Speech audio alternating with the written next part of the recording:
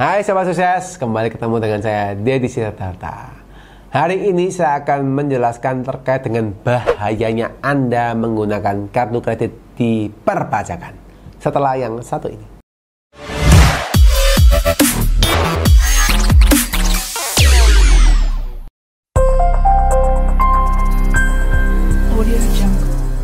Oke teman-teman, ya hari ini saya pengen ngobrol-ngobrol dengan teman-teman yang hari ini banyak punya kartu kredit atau sering menggunakan kartu kredit ya.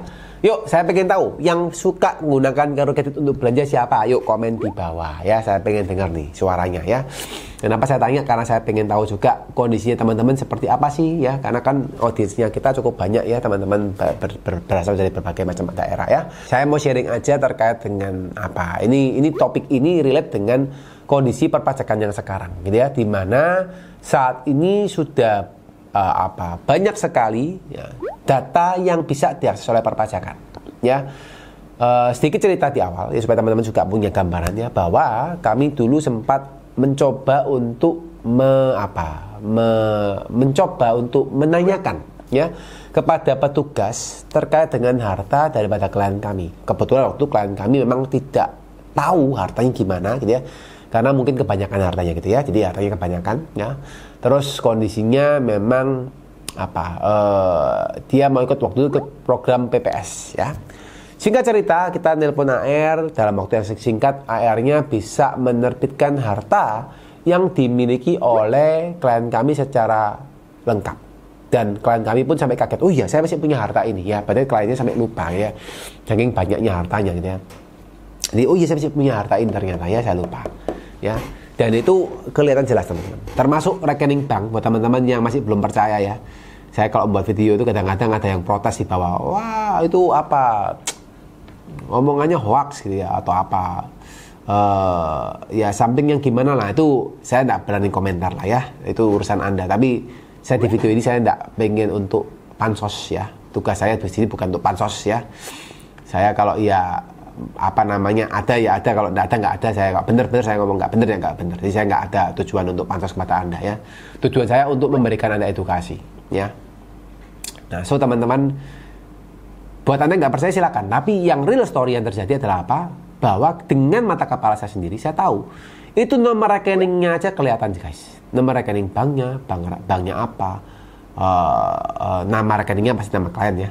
Terus dia punya saldo kelihatan semua guys, terbuka. Itu seperti orang telanjang ya, semua ketahuan ya. Yang nggak ketahuan cuma apa? Uang tunai, logam mulia, itu mungkin nggak ketahuan, tapi yang lainnya ketahuan ya. Bahkan harta yang atas nama orang lain, kalau misalnya harta orang lain yang atas namanya dia juga bisa ketahuan gitu ya, selama itu hartanya dia ya, selama itu namanya dia ya.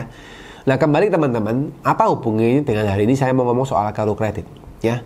Jadi gini, banyak orang yang tidak aware ya, yang sering saya lihat, banyak orang itu yang, terutama Anda sebagai pribadi, itu Anda tidak aware dengan perpajakan ya.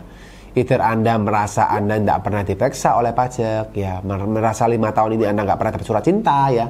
Nah, Anda nggak dapat surat cinta berarti Anda hoki teman-teman ya. Kenapa?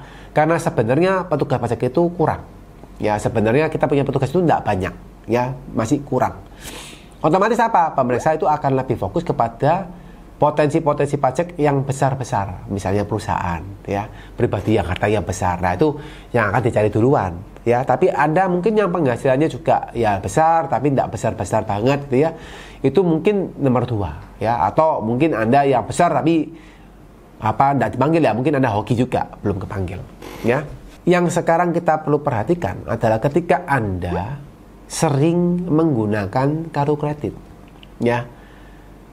Banyak orang yang menyeting harta, menyeting penghasilannya dikecil-kecilkan ya, atau bahkan sudah dikecil-kecilkan, biaya hidupnya dikecil-kecilkan pula ya. Supaya apa?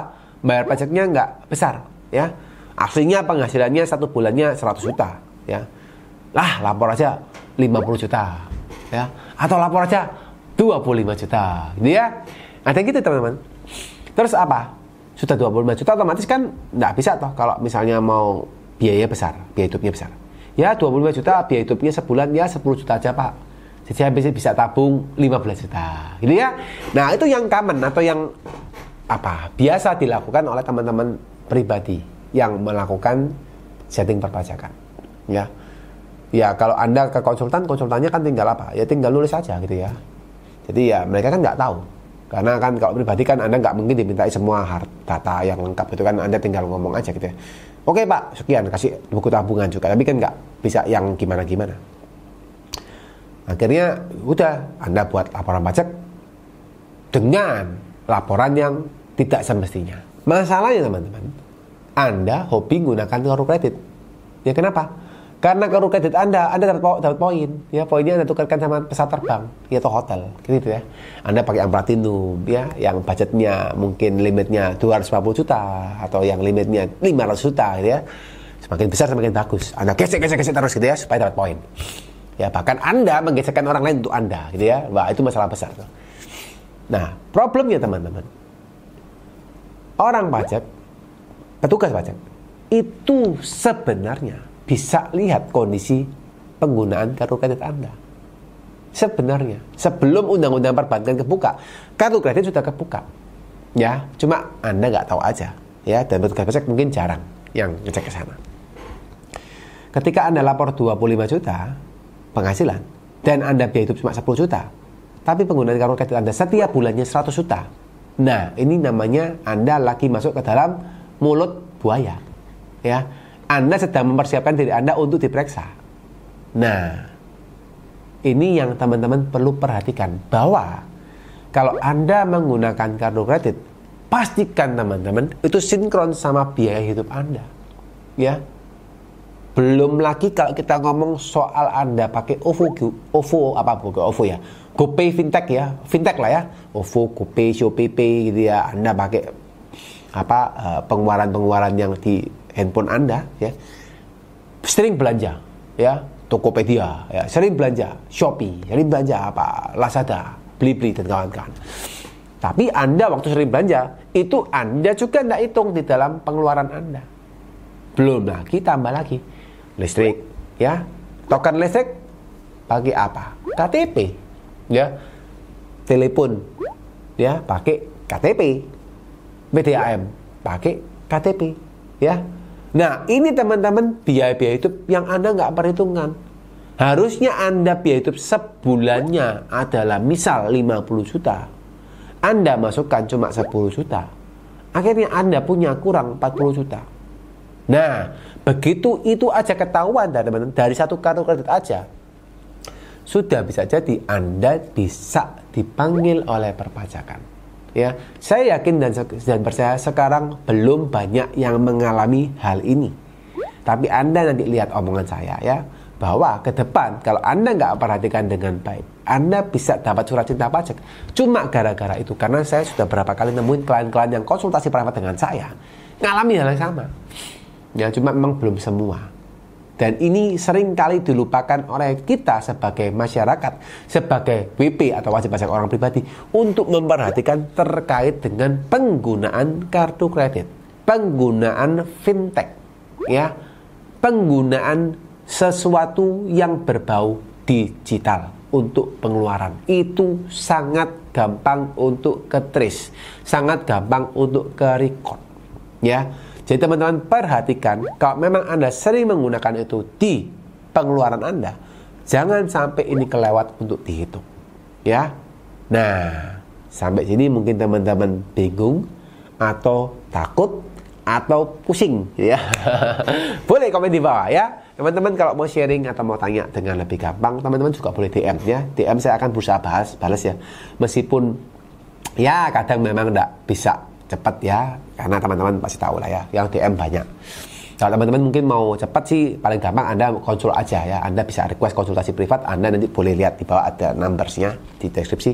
Anda request konsultasi privat, saya bisa lebih cepat karena itu yang terima tim. Ya, itu ya mereka akan ngatur. Saya tidak ikut ngatur jadwal, jadi yang ngatur semua tim. Dan kita ada tim-tim lain yang siap untuk membantu Anda untuk konsultasi. Bukan hanya saya aja, karena kita punya banyak tim untuk membantu Anda. Ya, sekian teman-teman, semoga penjelasan saya ini bisa lebih bermanfaat buat teman-teman, terutama untuk Anda preparation ya laporan pajak Anda, dan semoga teman-teman semakin sehat ya, semakin happy, usahanya semakin sukses, keluarganya semakin bahagia, dan pokoknya yang baik semuanya ya. Bye bye.